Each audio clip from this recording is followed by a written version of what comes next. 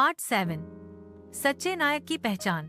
Aarush, robo और वह बच्चा जैसे ही 7वें और अंतिम द्वार के भीतर गए, उन्हें एक खुला मैदान दिखाई दिया। पर यह मैदान बिल्कुल खाली था। न कोई पेड़, न कोई महल, न कोई परी। बस एक गोल दर्पण जमीन के बीचों बीच रखा था। रोबो ने अजीब निगाहों से देखा। ये क्या? यहाँ तो कुछ भी नहीं।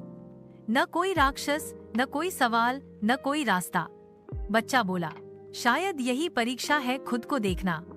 आरुष धीरे धीरे उस दर्पण के पास गया और झोंक कर देखा, पर उसमें जो दिखा वो वही आरुष नहीं था जिसे वह जानता था। उसमें वह आरुष दिखा जो कभी डरता था, कभी लालची हो जाता था, कभी गुस्से से भर जाता था। वह सब जो उसने इन 7 परीक्षाओं में झेला, वो सब उस दर्पण में नजर आ रहा था। अचानक दर्पण से आवाज आई, सच्चा नायक वो नहीं होता जो परफेक्ट हो, बल्कि वो होता है जो अपनी कमजोरियों को पहचानकर उनसे ऊपर उठ सके। आरुष ने गहराई से उस छवि को देखा और कहा, मैं इन भावनाओं को जानता हूँ। ये मेरी ही परछाइयाँ हैं, लेकिन मैंने अब इन्हें समझ लिया है। मैं इनसे डरता नहीं, इन्हें अपनाकर आगे बढ़ता हूँ। तभी दर्पण की छवि बदलने लगी। अब उसमें एक शांत, दृढ़ और निडर आरुष दिखने लगा। रोबो हैरान रह गया। तू तो अब सच में नायक बन गया है। फिर जमीन से 7 प्रकाश स्तंभ निकले। हर एक उस गुण का प्रतीक था जो आरुष ने इन 7 भागों में सीखा था। 1. सच बोलने की हिम्मत। 2. दया और करुणा। 3. धैर्य और आत्म नियंत्रण। 4. लालच से मुक्ति। 5. विनम्रता। 6.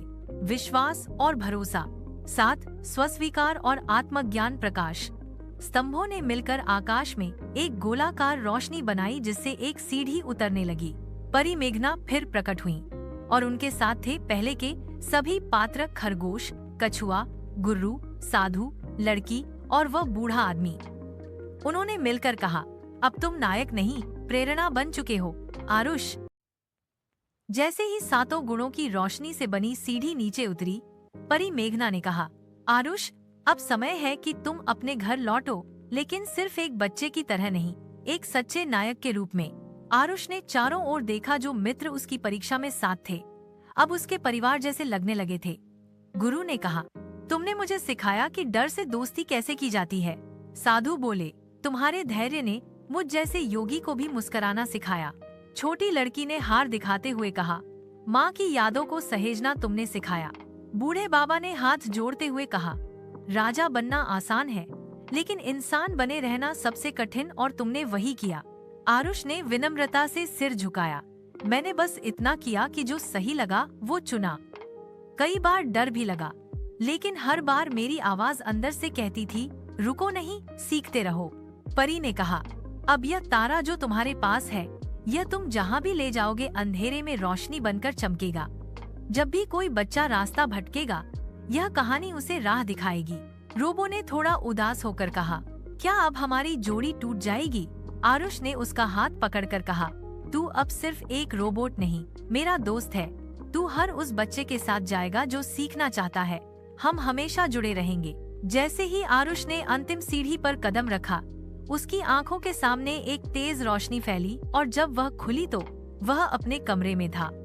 उसकी माँ खिड़की से झोंक रही थी। आरुष, उठो बेटा, स्कूल का समय हो गया। आरुष मुस्कुराया। माँ, मैंने सपना देखा, लेकिन वो सिर्फ सपना नहीं था। उसने अपना बैग उठाया और देखा, उसी जेब में वह चमकता हुआ तारा रखा था। वो समझ गया, जो उसने सीखा वो उसके साथ हमेशा रहेगा।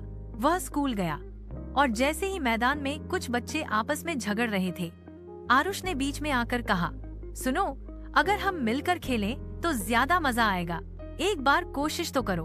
बच्चे रुक गए, उसकी बात मानी और खेल शुरू हो गया, साथ मिलकर, हंसी के साथ, बिना किसी झगड़े के। अब आरुष बस एक बच्चा नहीं रहा, वह अब सीख देने वाला बना, एक नायक बना, और हजारों बच्चों की प्रेरणा बन गया। हर बच्चे में एक नायक छिपा होता है, बस उसे उसकी आवाज सुननी होती है।